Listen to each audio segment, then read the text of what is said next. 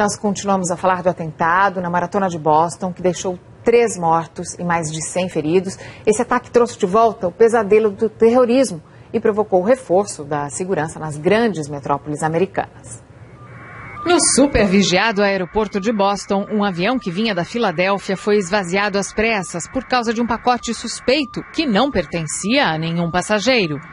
Um terminal do aeroporto de LaGuardia, em Nova York, foi esvaziado pelo mesmo motivo. Mas em nenhum dos casos a ameaça foi confirmada. A segurança foi reforçada nos principais pontos turísticos.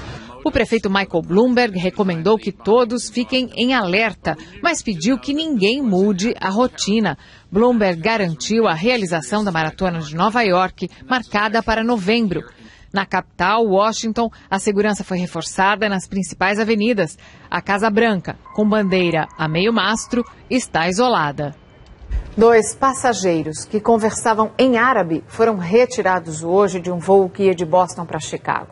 Nós conversamos agora, direto de Nova York, com o comentarista de política internacional do jornal Estado de São Paulo, Guga Chakra. Guga, atentados como esse de Boston, que mexem com o sentimento do americano, com a opinião pública, eles podem gerar algum tipo de preconceito, de racismo mesmo? Podem gerar, Mariana, como a gente inclusive viu hoje em Boston, 2 pessoas foram retiradas do avião pelo simples fato de estarem conversando em árabe, que era a língua nativa delas. Eles eram totalmente inocentes, nenhuma relação com terrorismo, mas sempre surge esse preconceito, especialmente contra os muçulmanos e contra os árabes. Sempre lembrando, nem todo árabe é muçulmano e nem todo muçulmano é árabe. Inclusive, apenas 25% dos muçulmanos são árabes.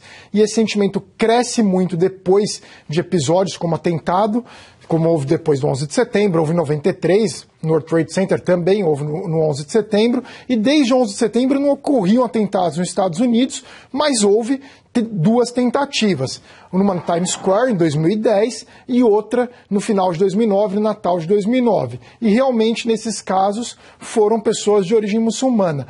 Mas isso não significa que todo muçulmano é terrorista. Longe disso, é uma minoria e uma fração completamente irrelevante.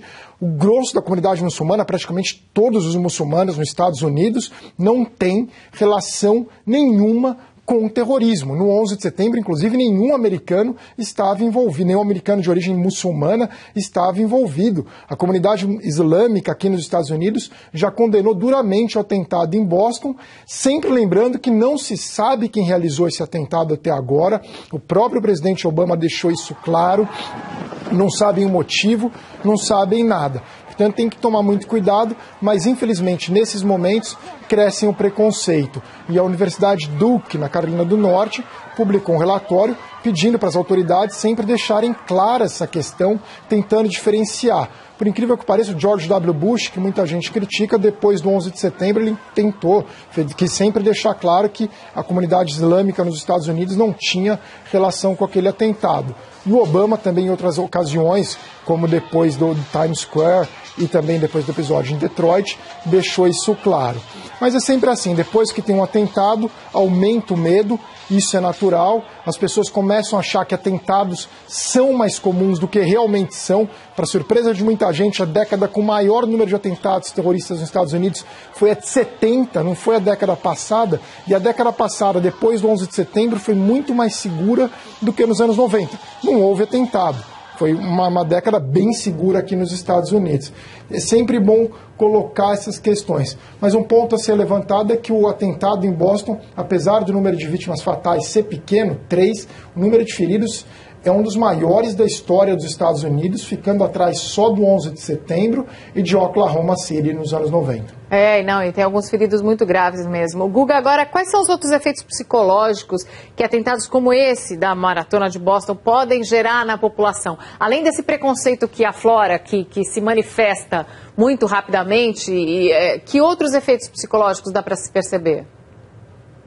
As pessoas primeiro ficam com um medo muito grande, elas acham que vão acontecer outros atentados terroristas. Isso passa muito pela cabeça das pessoas, elas acham que agora qualquer maratona de Nova York vai ter um atentado, ou o jogo de beisebol do Yankees vai ter um atentado. Não é assim, atentados são raros. O último atentado num evento esportivo nos Estados Unidos foi na Olimpíada de Atlanta em 96, no Parque Olímpico. Lembrando que também teve o atentado de terroristas palestinos contra a delegação de Israel na Olimpíada de 1972 em Munique.